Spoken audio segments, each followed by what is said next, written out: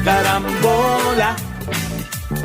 Karambola. Balik tayo, Karambola, sa Aliw Channel 23 at DWIZ 882. Nandito, Jonathan De La Cruz.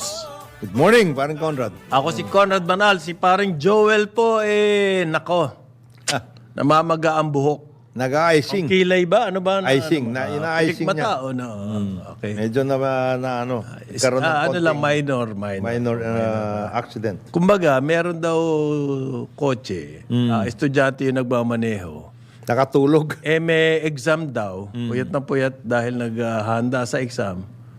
Antok na antok nagmamaneho. Yan ang bawal. Bawal. Yan ang bawal na bawal. Huwag ka na magmaneho mo. Mabuti kay parin Joel, yun lamang. Medyo nabugbog yung kanyang paa. Yung isang nakamotor, dislocated shoulder blades ata. Si parang Joel, nagmumotor to Oo. Meron po nagsasabi rito, yung halimbawa sa Bulacan, yung Bulacan government, provincial government, nag-ban na ng Pogo Baka naman pwedeng, depende sa probinsya. Initiative nila. Hindi na kailangan ba national? Hindi, magiging malaking problema niyan, parang Conrad, pag ganyan, nag-ban ka. Pero Local. Pero, nagkaroon ng lisensya. At siya nakabili ng lupa dyan sa Bulacan, halimbawa. Kaso yan. Kaso yan. Magiging problema yan. Kasuhan niya. Hindi siya bibigyan ng building permit, etc. lahat. Paano yun? So maghanap siya ngayon ng ibang lugar. Ayan. Paano yan? Wala. Kailangan talaga i-synchronize lahat yan Lahat ng kung magbaban, ban na national policy para hindi magkokontra. Ayun. Kasi magkokontra So, hindi pwede yung Ikaw lang. local na local. Ikaw lang hindi. Kasi sinasabi dito, may nagko-comment sa atin, di bawat LGU na lang. Kung ang kursunada mo, may pogo ka, okay kayo. Okay. Bahala kayo. Bigyan mo ng Pero building. kung ikaw, LGU, hindi mo kursunada, di ban sa inyo. Di wag mo Hindi bigyan mo ng naman permit. kailangan i-declare yan Di wag lang yan bigyan ng permit. Parang tapos ban na. na rin yun. Di ba? Walang building permit, nothing, wala. O yung pong tuloy-tuloy yung kawawa naman yung mga kababayan natin dyan sa Mindanao. Tuloy-tuloy ang Ilan flooding. libo, mahigit 60,000 na raw ang apektado Nung, ng flooding. baha. Ang tindi ng baha. Ang matindi ang baha. Maguindanao del Sur, lahat. Sa BARM yan di ba? Sa barm. Okay. Nabanggit na natin yung kahapon, paring Conrad, na malamang sa hindi, magkakaroon talaga ng malaking baha dyan pag silted yung Rio Grande de Mindanao. Yan ang malaking... yun, it runs through the entire Cotabato province. Provinces. Ngayon, malakas ang ulan doon. Malakas ang ulan din. Kaya nangyari ang baha. Pag lumakas din ang ulan sa ibang lugar, Ganon din. at sinasabi noon, puro press release, puro dada tungkol sa preparation sa La Nina, ay, mga boss, andito na po yung La Nina. Huwag na kayo maghintay. Anong klaseng preparasyon na ang ginawa natin? Yan. Kasi matagal natin sinasabi, Ang daming press release noon dami natin sinasabi, yung mga river basins, yung mga river systems, dapat i-silt kasi talagang silted na Punong-puno yung mga na po yan. Therefore, ang capacity nila to absorb water, bumaba. Wala na yan. Saan magpupunta yung tubig na di hindi sa, kaya? Di doon sa mga... Bahayan, sa kalye, lahat, etc. Doon magpupunta yan. Maski na itaas mo na itaas yung kalye, wala yun. Tapos, yung Baha at babaha. babahat baba. Ngayon, itong programa ni Presidente, nagkaroon ng iba't ibang mga dams, di okay. Weir. Mga yung tawag. Pero, pare, hindi mo agad-agad magagawa. Hindi magaga. Ang talaga solusyon dyan po, linisin muna. Linisin nyo. Iyon agad-agad pwedeng gawin. At the level of the Ihukayin mo at the level of the LGU. Of the LGU. Yung paggawa kasi ng dam, it takes time. Design and everything. We will raise the money, kukuha niyan. Mga 2 to 3 years pa yan. Tama. Ngayon, in the meantime, ang talagang dapat gawin. Ito ba, nakakakita ka na ba na nililinis yung mga embornal sa paligid Yan ang natin? importante. Hindi pa rin ginagawa yan. Steros, Embornal, lahat. Pero noon, ang iingay ng ating mga magigiting na mayor, kailangan maghanda sa La Nina. Ganon din ang DENR. Ngayon, nandito na yung La Nina. Anong ginagawa na? Hindi, Tanga. Nakatanga tayo. Nga. dito nga, yung konting ulan lang talagang nagbabaha ang kalye. Dito ngayon, sa Metro Manila. And MMDA. Kasi barado nga yung mga... MMDA, ano ang ating programa dyan? Pag merong media na nagko-cover, na nililinis sa Imburnal, baka may mangyari. Baka. So yung ating mga kasamahan sa trabaho media, Pwede ba? pwede ba i-cover nyo kapag naglilinis ng Imburnal para dumami ang maglilinis? Gawin yung gawin nyo na. Kayo na mismo mag-set up. O pupunta ho kami ngayon dito sa Estero de Galina. Kaya. Yung, by the way, hindi po bagyo Yun nangyayari sa Central Mindanao, hindi po bagyo. Ano lang yun? Ordinaryong habagat, rain. Pero matubig talaga. At saka, yun na nga, yung wala lalabasan, Yung rainwater. Walang catchment yun Walang ang problema. catchment. Ang babaw na ng mga rivers. Talagang pupunta sa mga bahay-bahayan, sa kalye. Babahayan talaga. May kinalaman kaya dito yung, kasi si kuya ang mayor, si ate ang, Ayan. Nag-file na po si Senator Robin Hood. Robin Hood nga ba pangalan nito? Wow. Senator Robin Hood Padilla ng Anti-Political Dynasty Bill. Dynasties. Ang Supreme Court kasi po naglabas na ng opinion. Opinion ba 'yon o ruling? Advisory. Advisory. Na Kongreso, tagal-tagal Implement yung constitutional... 1987 yung Constitution. Ano na ngayon? 2024. Ibig sabihin, 40 years na ba? Magpo 40 years Magpo 40 na. years. Wala pa kayong ginagawa. Nasa Constitution yan that Congress kailangan gumawa ng batas para mapatupad yung anti-dynasties. Political dynasties, provision of Ng Constitution. Dati po kasi, ang paniwala ng Supreme Court, it's a political issue and therefore, hindi sila Manghihimasok. dyan. Aba, hindi Constitution yan Lumalabas na. Ngayon, nagbago na po ang tono ng Supreme Court at sinasabi nila, meron kayong obligasyon under the Constitution to do it. Ganito yung tanong ko, parin Jonathan. Kung ayaw pa rin gawin, is there anything that can compel Congress to enact? Wala. Pwede nila sabihin, okay, well taken yung advisory nyo. We're going through the process. We will look into it. Ganun Nothing can compel the House or the Senate to follow the advisory of the Supreme Court. Pwede nyo ba ikulong yung mga congressman o yung sa mga senador? There must be a case. Pwedeng maging justiciable issue yan. Sa akin kasi, ang mangyayari dito dapat public pressure. Ayan, pwedeng Kailangan issue sa eleksyon. Ikaw ba against ka sa batas ng political dynasty? Huwag nyo iboto kung against sa political dynasty. Kailangan, example lang po yun. May mga advocates nga. Yun ang ibig sabihin niya. Yung mga anti-political dynasty na advocates di yun, mag-file pati kayo ng kaso. And then you can mount a public At yun ang campaign. public campaign. Public pressure lang po makakagawa nito. Halimbawa, itong pinail ni Senator Padilla. Can start from there. Kasi yung constitution natin hindi naman nakalagay doon kung ano ang political dynasty. Ang sinabi lang nila, Bawal at ang Congress should pass a law. Pass a law to define it and so As on maybe, and so forth. marami kasi dyan sa constitution natin, may mga as may be provided for by law May ganun. Tamad no? Medyo tinamad. At saka hindi nila ma-define.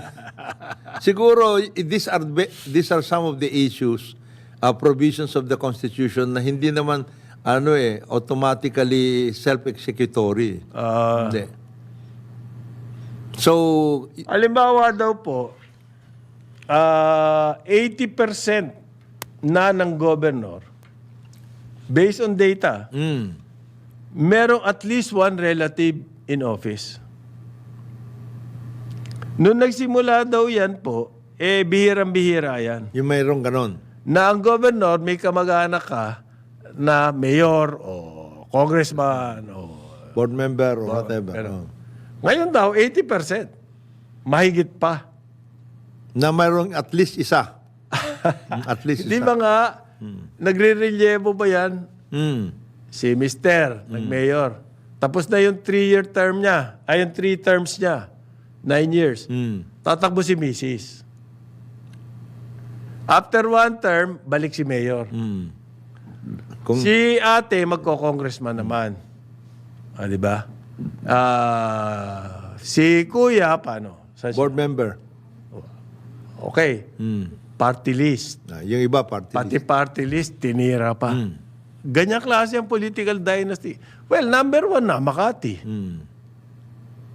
Best example yan ng political dynasty. Tagig. Palitan lang yung mga mayor. Palitan. Tagig, ganyan din. Ganun din. Cayetano. Maraming ganon. Maraming ganon areas. Aha. Di lalo na siguro doon sa mga ibang, si governor, dami. Hawak nila. Yun na nga sinasabi ng Constitution, huwag dapat ganun. How are you going to work that out? Paano nga natin ma-solve ba yun? Yung Kongreso, maski po sinabi ng Supreme Court, sa aking palagay, hindi naman nila gagawin yan eh. They will go through the process. Kasi halos wala namang konsensya. Kumbaga, ang ginagawa ng Supreme Court, pinakukonsensya sila. Okay? Please gawin nyo na to under the Constitution. Hindi naman nila gagawin yan eh. Ganon din ang appeal sa kanila noong pa magpasa ng political dynasty. Pero wala nangyayari. And I think merong malaking kinalaman ng leadership ng both chambers. Depende sa leader. Kung itutulak ng leader yan, itutulak ng House, tapos may ayuda ng executive, it will happen. Pero kung wala pong gano'n, halimbawa, lone voice si Senator Padilla,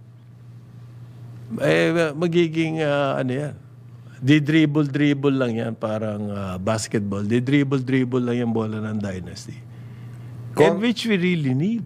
Kung ako sa kanya, para magkaroon ng para movement, mag-consultation siya all over the country. Si Padilla. Oo, para Magkaroon talaga ng groundswell. Sabi, clamor.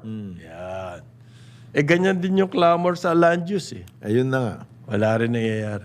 Ganyan din yung clamor sa EPIRA. Wala rin. Baguhin. And yet, ang naririnig natin sa ating mga Congress, ang gagaling namin, dami namin na pasa na batas at ano. Tapos lahat na lang na issue, sinasawsawan. Kumbaga sa puro mga anong pangalan dito? Patama. Oo.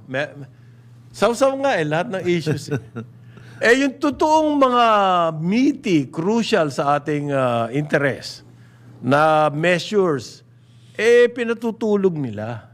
Land use, Ang daming mga EPIRA, provisions dyan sa political dynasty. And yet, kung maka-press release kayo, parang God's gift kayo sa Pilipinas. ang daming provisions dyan sa Constitution na medyo natutulog.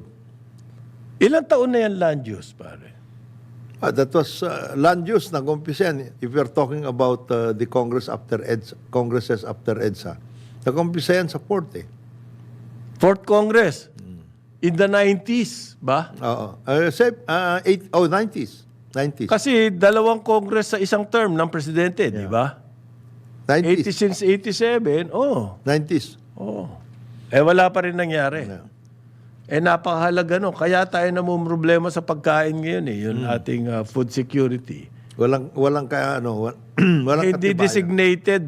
Kumbaga, ito area na to, sabi ni Jonathan. Product.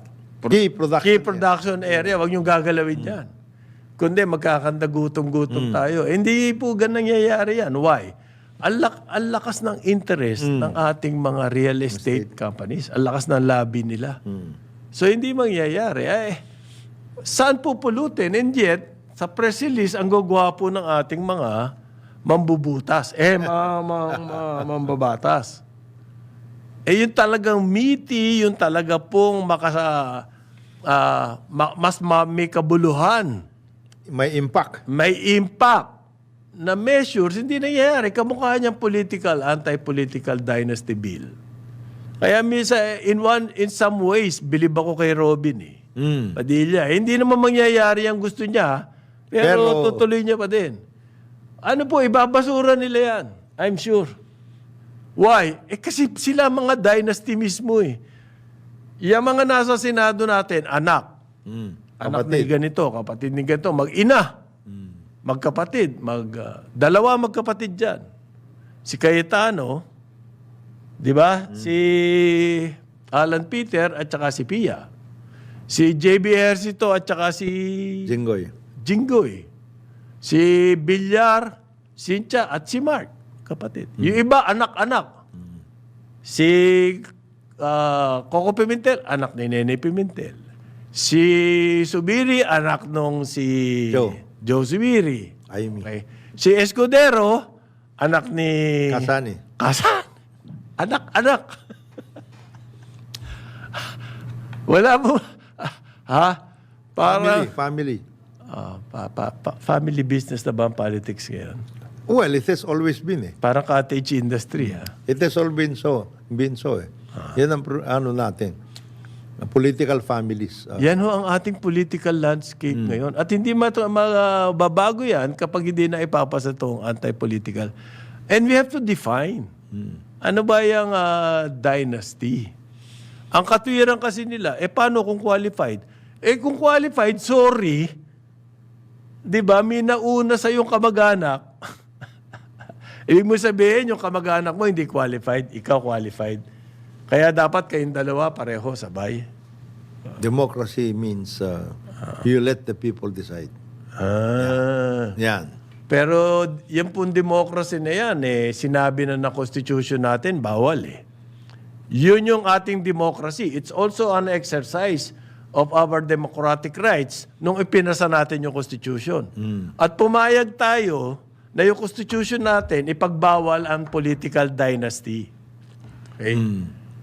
Please define. Define. Yan na. Kailangan i-define natin. Define mo yan. Ano ibig So yung argument, kung qualified naman, kaya useless yung political dynasty. Hindi Sinabi ng Constitution, ayaw natin yan Sinabi natin ayaw kahit qualified Umanap ka na lang ng ibang trabaho.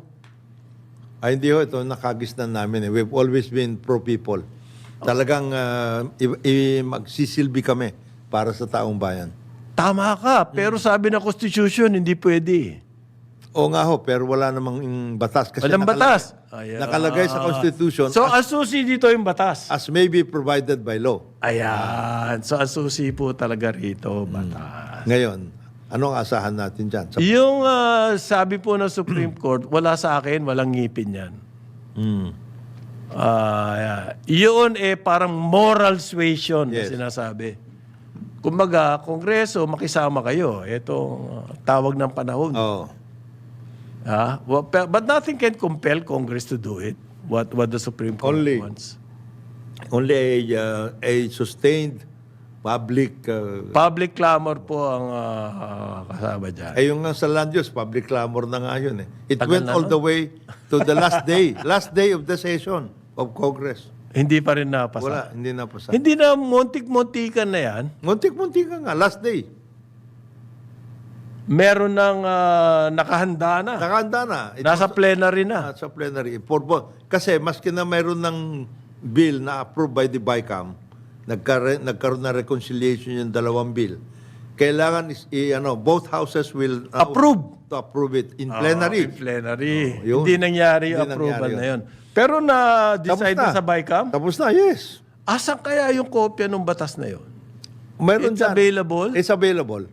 Pakukuha natin. Pwede Alam natin nyo, political will lang yan eh. Sabihin ni Speaker Martin Romualdez, Saka ni sabihin ni Senate President Chis Escudero, we want this. Pasado yan. Pasado yan.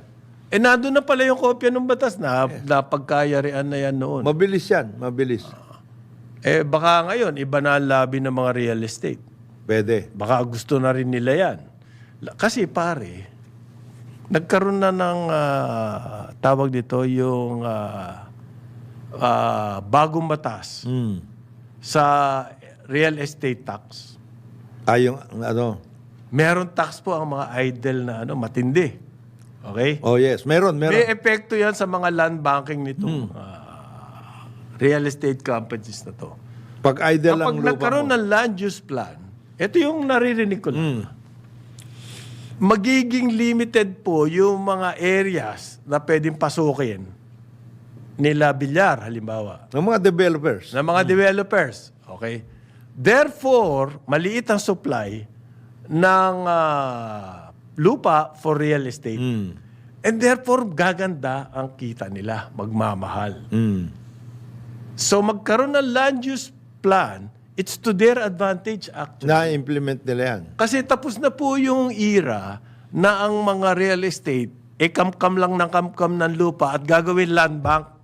Because of the law on real estate taxes, it's gonna be very prohibitive for them na mag-land bank. Pati yung mga pati yung nakalagay dun sa batas na yun, pati yung pagsusone. Yun. Inanunan nila yan. Kasama yan. So, mahal na mag-land banking, hindi na magla-land banking yan. Anong gagawin nila? Yung kanila mga existing, kailangan, doon sila kumita ng gusto. I-develop na nila yun. Pero mangyayari yan kung meron land use. Hindi ba?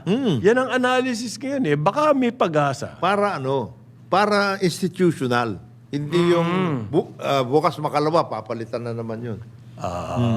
Baka magbago na ang labi. Sana. Itulak na yan land use. Ang sikreto na lang po doon, yung inyong mga land bank, ma-declare na ka. Yun, Na commercial. ang mangyayari, Yun lang ang labi na dyan. Hindi na yung total na walang land use. ngayon, doon sila papasok ngayon Ng labi. ng lobby. Sa akin, acceptable. Total hawak na nila yung lupa na yan eh. Hindi na, kesa yung pati yung mga agriculture, binibili, tinitake over, tapos hindi na mapakinabangan sa food production.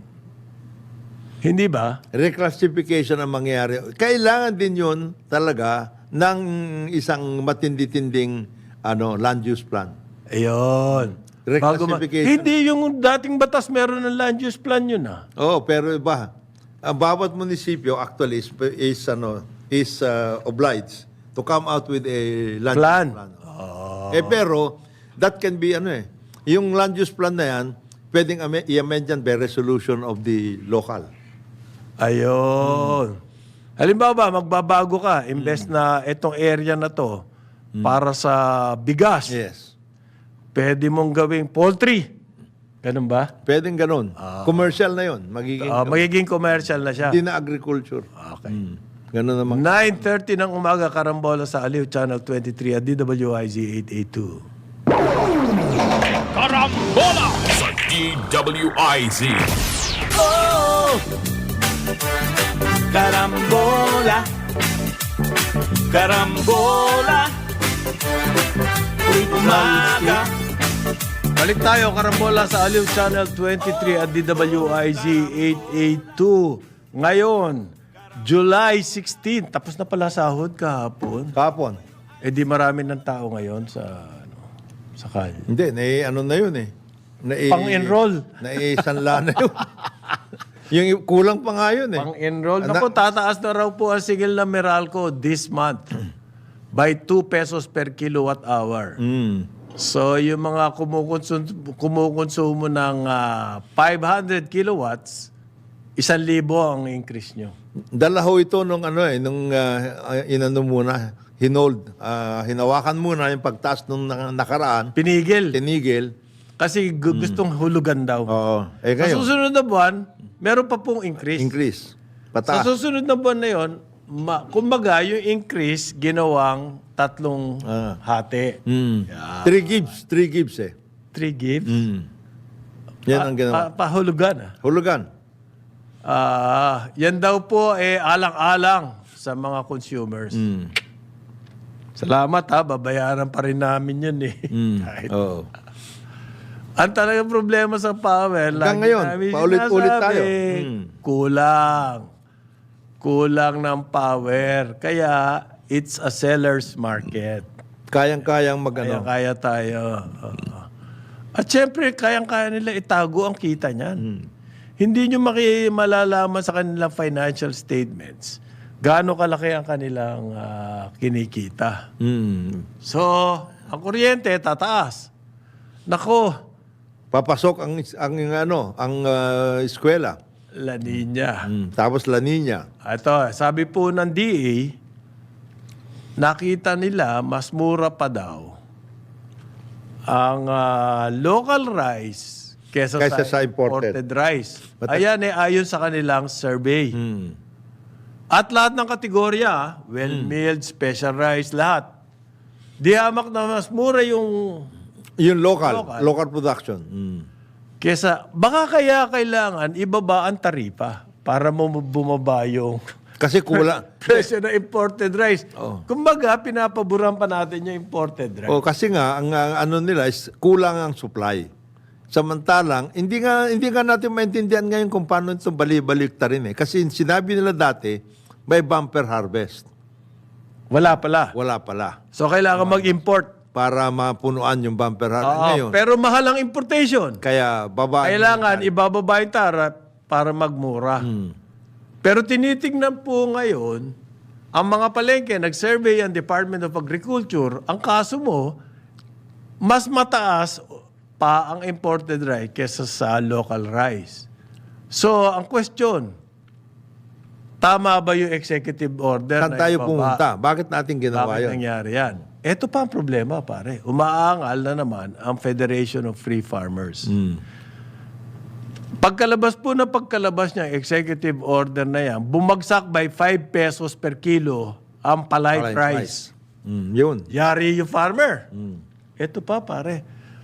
Ang harvest sa susunod, sa last quarter, mag-harvest na naman niya mayan siyempre, naka-implement na, fully tumatakbo na yung executive order na yan.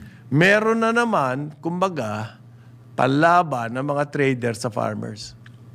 Tumatakbo na yung executive order. Papasok na yung mga imported Baka hindi lang daw, yung 5 pisong binaba ngayon, mas mahigit pang ibababa sa yung last quarter. Yan ang sinasabi yung presyo ng palay. Anong pupuntahan ng ating mga farmers at bakit tayo magkakaroon ng sustainable local production kung ganyan pala polisya natin? Di wala. Hindi nga akala ko ba parin Jonat, yung executive order para matulungan ng consumers, para daw bumaba ang presyo ng bigas. Mas mataas. Mas mababa pa yung local So bakit hindi na lang tulungan yung mga local para lalong bumaba yung presyo? Kesa bigyan mo sila ng kalaban na yung kalaban na imported at ang makikinabang lang ay yung mga importer at saka smuggler. Hindi naman yung farmers. Farmers ba nakikilabang sa executive order? Bumaba pa nga yung magiging subsidy sa kanila makukuha dun sa tarification Bababa pa nga yun. At saka, ito pa, yung mga kababayan natin, sinasabi nila, mas mahusay nga talaga ang local. Hindi lang sa mas mababa ang presyo ngayon, according to the DA, kundi mas mabango. Mas masarap. Mas masarap. Sariwa. Yun naman kasi imported, hindi naman yan bagong meal, hindi. Ang dami Matagal na ka-imbak yan. Ang dami bumibiling ibang bansa, hindi lang tayo. So, yan. Ayun. Ang nakukuha natin, hindi naman yung premium na bagong giling, hindi. Hindi naman ganun yun So sa pupulutin nitong, kasi may sinampa pong kaso ang mga agricultural groups, no? SINAG, Chamber, FFF, sabay-sabay. Pati kami. Pati kayo sumali na, no? Na bawiin po yung executive order na yan dahil hindi naman sinunod yung proseso. Hindi sunod yung proseso at lumalabas sa ngayon base na rin sa Department of Agriculture, hindi rin nakakatulong. Ayun. So, even on the practical side, hindi na nga sinunod, yung legalistic side, hindi na nga sinunod yung proseso. Okay na sana yun kung may epekto. May epekto naman positive. Lumalabas, wala. Ano pa nga, pampasira pa. Di, sobra-sobrang Dagok. damage na ang ginagawa niyan, di ba? Dami sa consumers, ang sinasabi nila tutulungan base doon sa pagbababa ng tariff. Hindi nangyayari. Hindi nangyayari. Damage sa farmers. Ayun. Ayan. Bumaba by 5 pesos. Sinong nakinabang dyan sa ano na yan? The importer Smuggler. at saka smuggler. Yan ang lumalabas ngayon. Hindi nga samantalang, hindi naman kailangan galawin yung bigas. Ang sinasabi po, kaya ginalaw yung taripa sa bigas para ma-extend yung mababang tariff sa baboy. Yan. Kasi Isiningit. by the end of the year, yung baboy dapat bumalik na sa dating taripa. Naglalabi yung mita. Gusto nila i-extend dyan. Indefinitely. Up to at the very least, up to 2028. Ayun ang nangyari. Na-extend yung baboy. Kumbaga, nadamay lang. Ginawa lang pong deodorant yung sa bigas. Siya ng cover. Kailangan po ng dahilan para ma-issue. At Ma-extend. ang ginawa, yung inflation sa bigas. Ngayon, balikan natin yung inflation. Saan ba nang gagaling yung inflation, mga nakaraan? Kuryente, gaso, housing. Yung bigas, tuloy-tuloy po ang pagtaas ng presyo niyan dahil sa logistics. Hindi, Dahil pag tinignan nyo, yung logistics yun yung sinasabi ko, kuryente, yung gasolina, and everything. oh, Kasi pag tinignan nyo yung farm gate price ng bigas, steady. steady naman eh. Ano ang tumataas? Yung retail price. Ibig sabihin po, paglabas ng bukid, nandun na yun nangyayari yung mga... Milling, Yan. transport, lahat, Okay. etc. Masosolve ba yun ng importasyon? Yung importasyon, is subject to the same logistics cost. Kaya nga sinasabing mas mahal pa imported ngayon why? Ang mahal-mahal po na shipping. Di ba? no. Mas mahal ang shipping.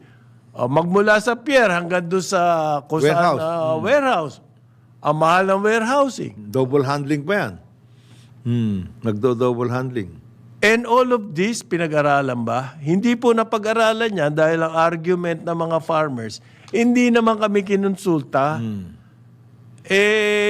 Sinubo na lamang yan sa Malacanang nitong mga economic managers. At yan na ang kanilang naging kalakaran. Na pag magbabago ng tariff, wala na yung mga hearing sa tariff commission. Wala na yan. Kukonsultahin mo yung mga maaapektuhan sektor. Wala na yan. Hindi na ginagawa. Ang gagawin nila, maghihintay na lang nila, mag-recess ang Kongreso, tapos isusubo sa Presidente. Ganyan po ginawa kay Duterte noon. Nung binabayang taripa sa baboy, bigas and everything. Okay. Ganyan din ang ginagawa nila ngayon. Electric vehicles, ganyan din. Wala nang hearing. Maghihintay na lamang mawala yung Kongreso. Kumbaga, nag-iugali na. Para saan pa yung Konsultasyon na yan. proseso? Tanggalin nyo na yung tariff commission. Tama. Useless na. Useless na yan. Kayo na lang ang mag-decide. Di ba? Ang sinasabi nila, Palagi hintayin nyo na lang mag-recess ang Kongreso tapos mag-issue kayo ng... sinasabi nila, hindi naman kasi pinag-aaralan din ng tariff commission. Ipakita ninyo yung aral. Meron ba? Yung study na sinasabi. Yun ang hinihingi nung itong mga... Paano ipakikita kung wala? Kaya nga, yun ang sinasabi ngayon. Ipakita ninyo yung mga sinasabi ninyong studies para mapag-aralan sa konsultasyon. Ayan. Wala nga ipakikita Hindi naman kasi pinag-aralan yan Meron lang naglabi niyan Yan ang balita Ang may studies, yung mga nagkokontra sa inyo. Sila may studies. FFF, may study yan. Alam nila kung ano Chamber, nangyayari talaga. meron. Chamber, may study yan. Yung SINAG, meron din. Ngayon, itutuloy daw yung ban and on onion. Yun Mabuti ang naman. hindi ko maintindihan eh. Alam mo, onion, we have a policy. Ban ang importation. Why? Kasi kailangan, marami naman local production. Namamatay ang local production dahil sa kaka-smuggle ng imported onion. Bakit yung policy sa onion, hindi din yung policy sa bigas? Bakit hindi ganon? Hindi ko naintindihan yun. Bakit iba?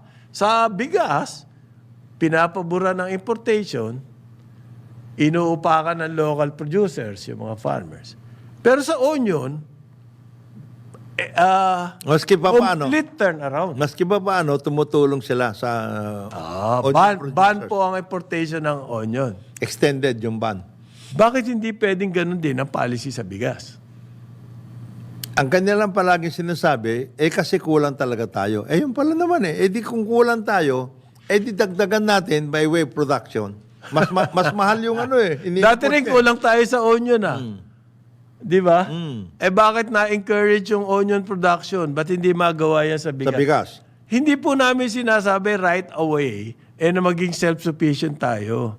Ang gusto natin mangyari, Continue yung effort na binibigay sa pag-support ng importation, mas sana, higit pa doon ang ibigay sa Sa local production. Yun lang naman ang hinihingi natin dyan Kasi alam na ninyo na yung importation, hindi rin naman talaga ganun ang katindi ang positive impact, hindi. Hindi, baka daw magbago na kasi baka daw hopefully ang India Magbubukas na. magbubukas na, mag-e-export na uli. Kung hindi mangyari, paano? Nakatanga Mas mahal tayo. pa rin talaga ang imported. Hindi ba napakaganda nun? Napaka-convenient. Pero yung pong ban sa onion, mabalik lang ako doon, pare. Ang dami ko pa rin nakikita ang mga packaging Na-imported talaga. na imported. Imported packaging. Hindi po talaga, ano lang yun. Kumbaga on paper yung ban. Di ba? Nasa announcement lang ng Department of Agriculture na may ban. Pero magpunta kayo sa palengke, makita nyo yung... Magaganda. Alam nyo yung mga imported Iba kulay ng packaging. At saka may mga sulat na hindi nyo maintindihan Meron pa rin. Meron. Yung ban, it's on paper. Ngayon, meron daw At sinasabi nga parang Conrad ng iba, na onion growers, nagban nung nakapasok na. Nandito na, nasa warehouse na nila Ay, ban na natin. Ban na natin. Para yung mga iba hindi makapasok. Yan. Kaya masolo natin ang... Pero hindi naman gano'n tumataas ang presyo ng onion Yun lang ang maganda. Di ba? Kumbaga, may signal yung mga nagmamanipulate ng price. May ban ng onion Oo. Di ba? May ban. I-maintain na natin ito. Ito na. Ito na yung presyo May, para ma-work signal. out. Kumbaga, habuli kayo ng DA. Okay. Meron na raw vaccine at sa ASF at gagamitin niya ng by September. Yan, in-announce yan 6 years ago. Na magkakaroon na ng vaccine. Paulit-ulit. Paulit-ulit lang tayo Yan ang problema po natin sinabi na dati. Hindi, merong subtle message yan, yung subliminal na message. Ibig sabihin, problema pa rin ang ASF. At saka, Kailangan pa rin ng Importation. imported Baboy. na baboy. Yun yung subliminal noon. Kuha mo ba? kuwang-kuha. Magaling Kuwang-kuha.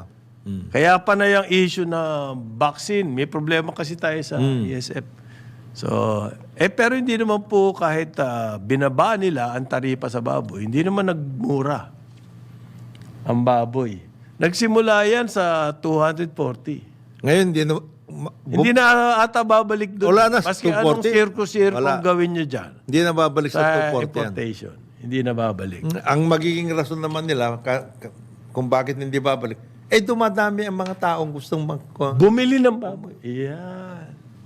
dumadami ang Noon ating ko, pinapakain ano solusyon ng gusto nila mangyari dyan? Bibigyan ng freezer, yung mga nagtitinda dahil babahain daw ng imported na baboy para magmura Di naman. Hindi naman nangyari. Itinago lang naman yung mga imported eh. Tapos unti-unting nila. Oo. Yan. Pero mahal pa rin 420. ang import. Belly yun. Pero pag pag pata, Mas mura. mas mura. Siyempre, pata na yun eh. Okay, pagkain pa rin ang ating number one na problem sa SONA. Yun ang ugong-ugong ngayon. Yun ang mga ilalabas ng Presidente. Ano nangyari na dun sa areas na yan. Kasama na siyempre yung mga basic frontline services. Kagaya Housing ng kaya. Housing, health, education. Ang health kinakabahan si Secretary Secretary Ted Ted Herbosa. Herbosa. Yung mukbang ba? Alam mo yung mukbang? Oo. Yung binge eating. Binge. Oo, maraming pagkain. Titirahin mo. Tapos merong video. Titirahin mo yan. Tapos nilalabas sa social media. Meron namatay. Meron. Sabi ngayon, baka health hazard dyan. Yung binge eating is really a health hazard. Binge. Yung walang katapusang kain ka ng kain. Baka gayahin daw. Yung ang problema. Pero sabi naman ni Ted, yung hirap naman sabihin natin iban. Ang gagawin niya raw, makikipag-dialogue siya doon sa mga kilalang gumagawa ng mga ganyang Mukbang. vloggers. Vloggers ng video ng mga mukbang. Alam mo, hindi normal yung ganong klase na pagkain eh. Yung, Nagtataka ako bakit naging worldwide phenomenon niyang... naging uso-uso eh. Naging sa Korea uso-uso nagsimula yan eh. Sa uso-uso. Kaya nga mukbang eh. Ganun. Kasi Korean term. Tayo naman, ginaya natin. May namatay na nga eh. Kumain ng fried chicken. Pala, mataas ang presyon. Mabuti. Sana kung gulay na lang. Mas mabuti yun. Pero hindi, parang gabuntok yung mga pagkain eh. Ano yan? Trip ng... Trip. Nagkakaroon ng ganon. Well, sana iba na lang i-trip nyo. Kasi abutan kayo ng problema pag ganyan trip nyo. Okay. Malapit na ang pasukan, ha? July. July 26 or 29. Next week. So, yung mga handa nyo na. Ihandaan nyo na yung para sa para Mga sa kaibigan nating OFW. Ihanda nyo na ipapadala nyo. para sa mga sa pasukan. Para sa pasukan. Saka bukas pa rin, Conrad, siguro mapag-usapan natin kung anong tingin natin lalamanin nung State of the Nation address ng Presidente. Yan, baka pwede natin mapag-aralan yun. Marami. Kasi nauna na yung mga press release ng mga iba-ibang ahensya. Ang dami na nila statistics at saka plano at saka vision. Si DTI, Tuloy-tuloy. one whole page Tuloy-tuloy. paid ad ang kanyang vision. Grabe Matindi. Okay. Sa ngalan po ni Jonathan De La Cruz, ako si Conrad Banal. Ito ang Karambola sa Aliw Channel 23 at DWIZ 882 hanggang bukas. Pero ngayon, Ito na. nako, ganda po na. Ito na. Sir, masikip. Nasikip. Sikip. Mahirap magtago ng bangus sardinas. Pag gano'n kasikip ang blazer. Andito na si Dennis Antenor Jr., ang ating award-winning broadcast journalist sa kanyang Ronda Pilipinas. Karambola, karambola, tuwing umaga. Sumainyo ang programang Karambola sa DWIZ. Hanggang sa muli, tayo'y magbabalik upang ihatid ang pagtalakay sa iba't ibang mga issue dito pa rin sa programang Karambola sa DWIZ.